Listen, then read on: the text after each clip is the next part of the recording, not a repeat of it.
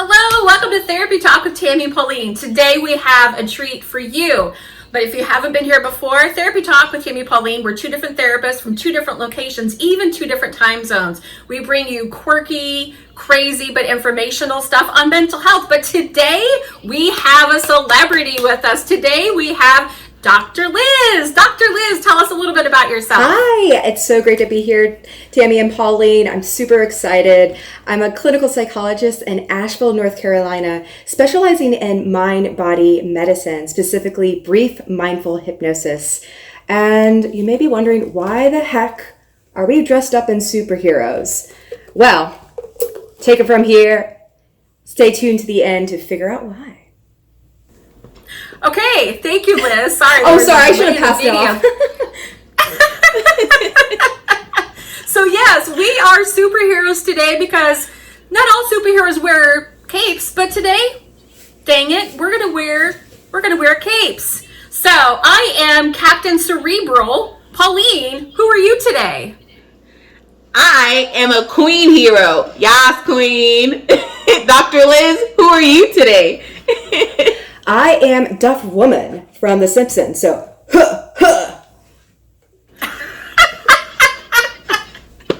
That is awesome.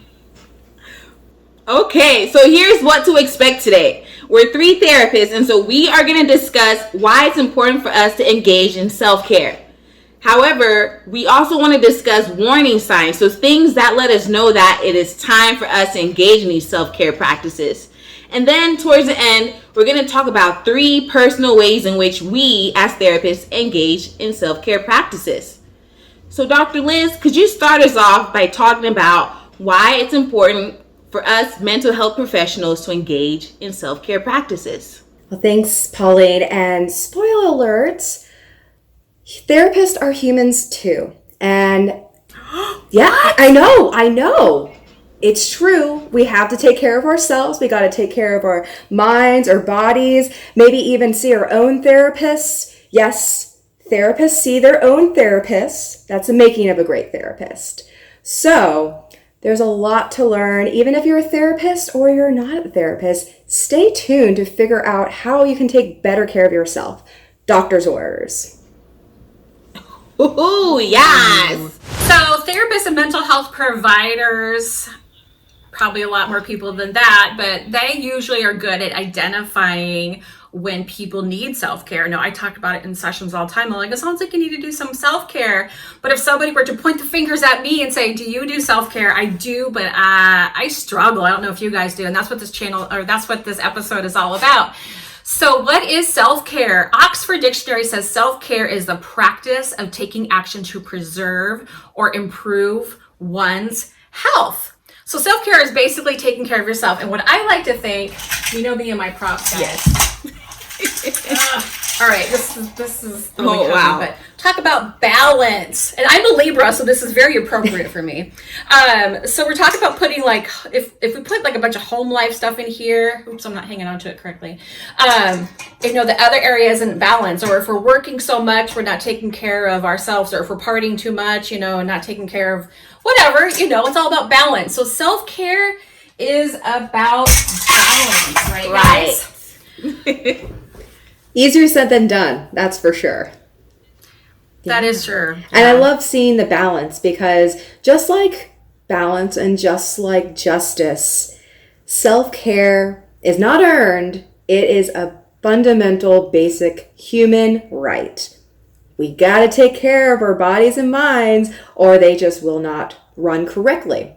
It's kind of like if you have a nice, expensive Lamborghini and you just fill it up with the nasty, low-grade fuel, it's not going to run very well. Unleaded. And yeah, running on fumes, literally. That's not good for anyone, therapist included. And so with that, this is your permission to take a break. Here's your permission slip. If you need to take a permission slip and show it to your friends and family, this is your permission slip and your doctor's orders to take a break, because you deserve it. You've deserved it for so long. Yes. And yes, Pauline, anything you'd like to add about that? I mean, I like to add the fact that you're a doctor and you're giving us permission. I really appreciate it. I am all about throwing therapists under the bus because some of us really have a hard time advocating for ourselves. So if you got to use us to, get permission to take care of yourself for now, absolutely do it. Okay? So why is self-care important for therapists? The thing is, if you're a therapist or if I don't engage in any self-care practices, I am going to be lousy.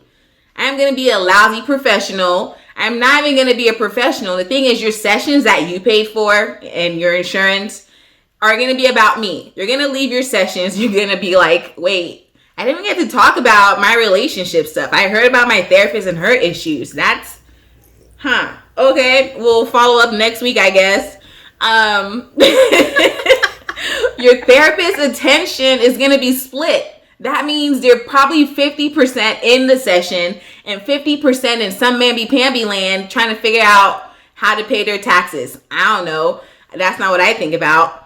And then the other thing, we talked about what therapy is. And therapy is really a place of where it's like a no judgment zone. Like we are unbiased. We can't judge what you bring in. So when we don't take care of ourselves, we're not putting our best selves out there. So we're not going to be empathizing with what you're sharing with us. Chances are we're going to be judging. So we need to have warning signs, or we need to actually recognize what our warning signs are to indicate, it's time to take care of yourself, sis. So Dr. Liz, what are some warning signs for you? How do you know it's time?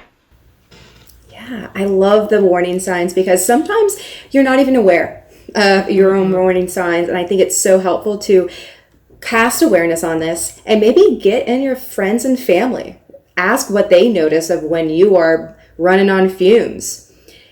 And for me, I will be honest, it took me a while to know my warning signs because I was like, I don't need that. I'm a therapist. I'm better than that. But no, you got to practice what you preach. And yes. And again, going to kind of mind, body, medicine realm, my internal warning sign is I live with chronic pain. And when I overextend myself, my body is literally screaming at me, either pushing to myself too mentally hard or physically hard. I just wake up and feel like I've been hit by a truck where there's body aches everywhere. It's not fun for anyone.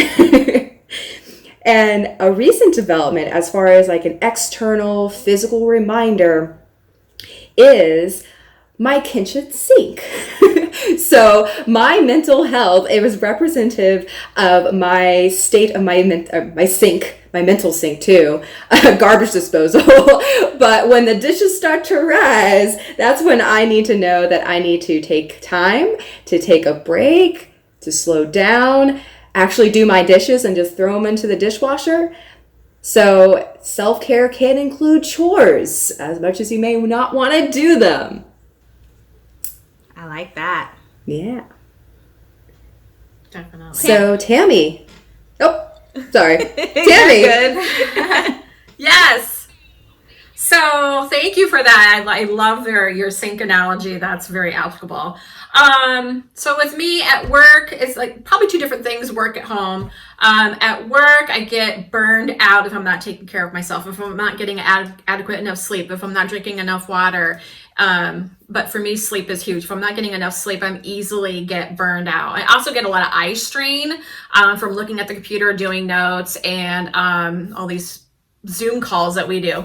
So that's a big one for me. At home, I get grumpy and again, tired. So for me, sleep is huge. If I don't take care of my sleep, I am no good to anyone. Oh, Pauline, what about you? Well, my warning signs would be I'm a very social person. And so when you the people who know me outside of this big screen, when I'm in a social place and I get quiet, that's a huge warning sign. That means there's something up and I'm not really engaging, but I'm like, I gotta be out there, so I'm out there anyway. But my mood is like just not okay. I'm not really talking. I'm not really listening either. I'm spaced out. So that's what I do. And so what do we as professionals do? Dr. Liz, what are some of your self-care practices? Yes, I love that. And I want to highlight that everyone's very different when it comes to warning signs.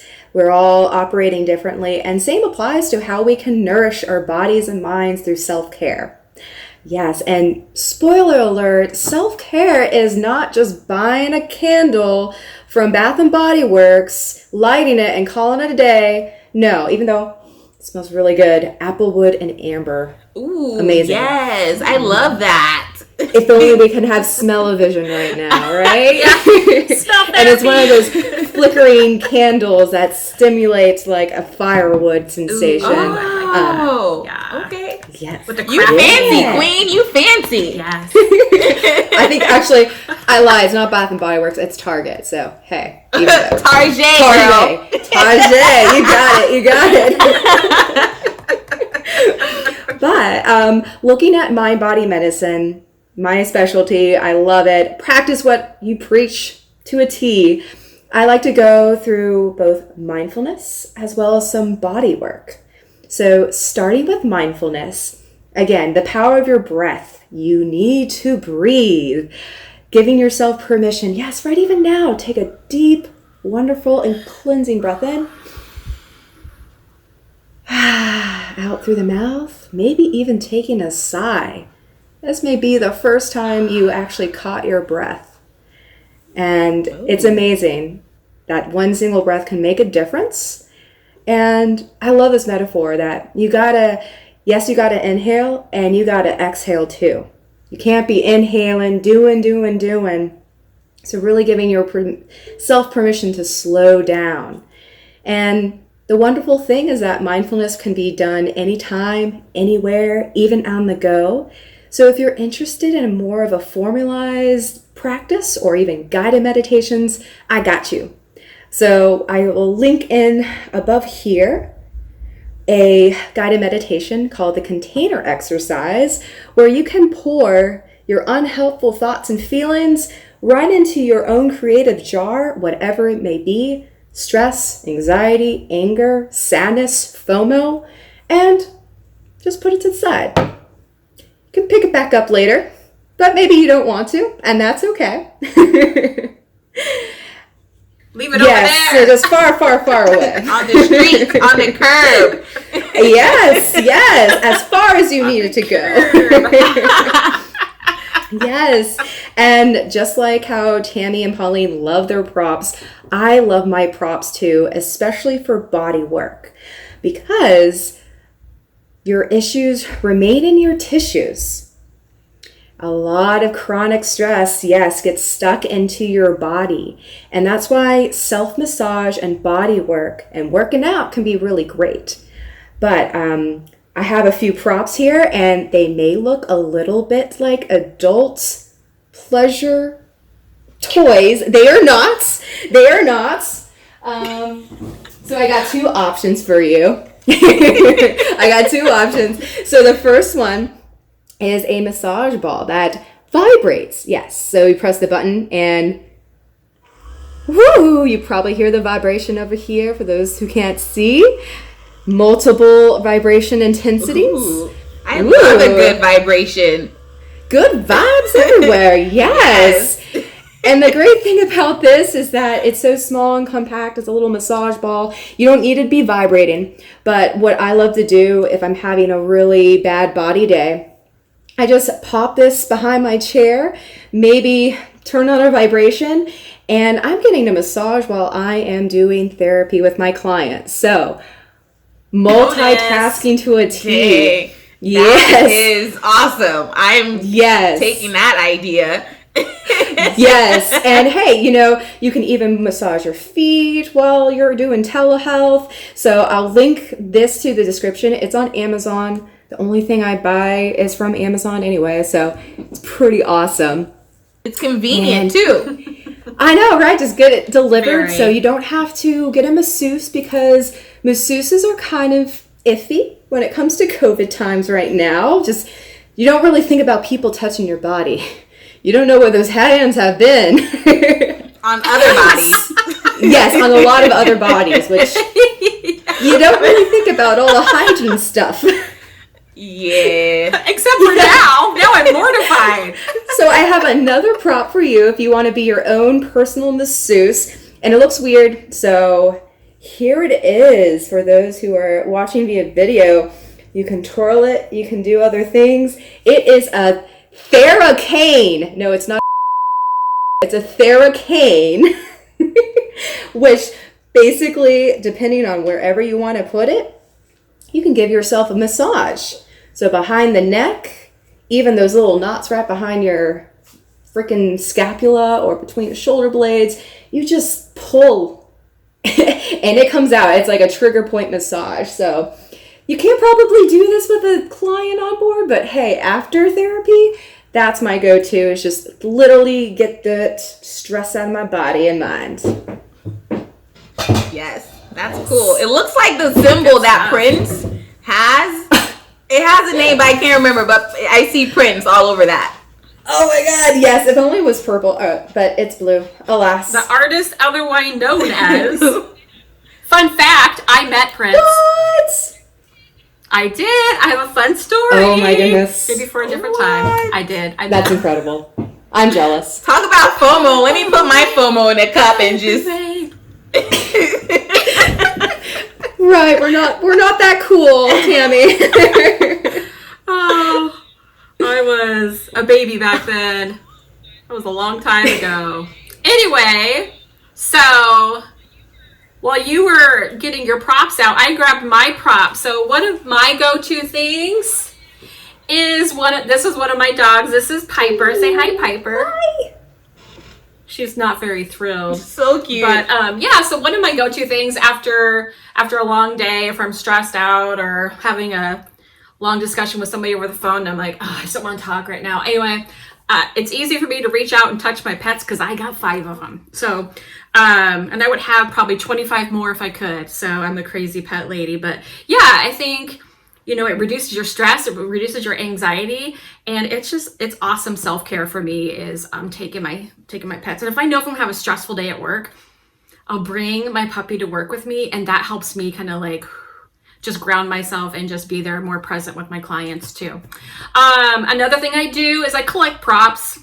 That's another thing I do for self-care, and Netflix. So those are a few of mine. Nothing as fancy as Dr. Liz's. It's just Amazon. It's nothing that fancy. I know. You can get on my level. Amazon. I know, girl. I just got myself an Amazon credit card. Woo! I'm getting myself in some trouble. Oh, boy. Anyway. Pauline, what do you do? I do after your stressful day, or how do you this is like very randomly weird because I am a randomly weird person and I own it. I like to wake up early in the morning. Why? Because mornings are quiet. And it's just peaceful. It smells nice depending on where you live. I live in Oregon. Right now it smells lovely in the mornings. Thank God the forest fires are done. We can all breathe. And what I like to do in the mornings I like to go work out, and it's just something that gets me started, gets my body moving. And another warning sign that I didn't talk about, my bed is made every morning. If I don't make my bed before I leave the house, even if I'm running late, I'm going to make time to make my bed. So that's something else to know about me. But yeah, so going to the gym and getting started with just group exercises and different things like that, that's an awesome thing for me. And it's interesting, Dr. Liz brings out her blue vibrating ball. I also have. Hey! Grab your balls! Yes, but mine doesn't vibrate. It's a lacrosse ball. FOMO! I don't have a blue ball. FOMO. Put that FOMO in a cup somewhere. Let it go, sis. I like to use this. I usually use it at home, actually. Now that Dr. Liz just said something about taking hers to work, I am going to just throw it in my bag. I also travel with this, too. Because traveling, if you're sitting for a long time, you need to put this right underneath your hamstrings and just get the blood flowing, because when your hamstrings are tight, your lower back is also tight. Did you know that? Hey. Yeah. Dropping knowledge. And then I just like laying down. Like therapy, we talk a lot. We have to talk, we have to listen. And so when I get home, I don't want to do any of that. Honestly, I just put my phone in the kitchen. My couch is far away from the kitchen. So I just sit there and just relax. This is another foot thing for me. I just rub my feet on here and get the blood flowing. And that's how I take care of myself. Easy peasy. I love it. Good stuff, you guys. And I love how we are finding ways to implement self-care even amongst the pandemic. And I think, working from home, there's opportunities to use more props, take more self-care breaks, like take your dog on a walk between your clients, which is awesome. Or even pet them between a rough session or everything. Like that is my go-to too, which I'm like, man, I need to take my dog to my actual physical location maybe in the future. Right? Yeah. Well, this has been awesome. I got to learn different ways to level up on my self-care with you ladies here today. And I really appreciate you joining us on Therapy Talk, Dr. Liz. Yes, thank you. So if y'all have watched until this point, I need y'all to just go ahead and hit like. Yep. Hit subscribe as well and share it. Smash it, hit it. Whatever you need to do to make sure that you are able to watch these videos every time they come out. So Dr. Liz, thank you again. And where can we find you? Where can the Therapy Talkers find you? Yeah, well, again, thank you so much, Tammy and Pauline. This was so much fun. You can all find me on YouTube. So you're Zen Within, Relax with Dr. Liz, where I offer a bunch of self-care, mindfulness meditations, and brief mindful hypnosis. So if you're curious and checking that out, you can click the little link up here or into the comment section below. And yeah, I would love for you to really get that mind-body medicine going on, getting that balance in your life.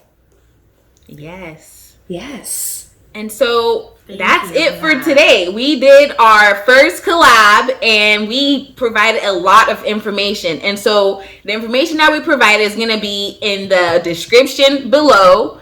And go ahead and, read it and find what you can. And as always, be kind to yourself. Bye. Bye.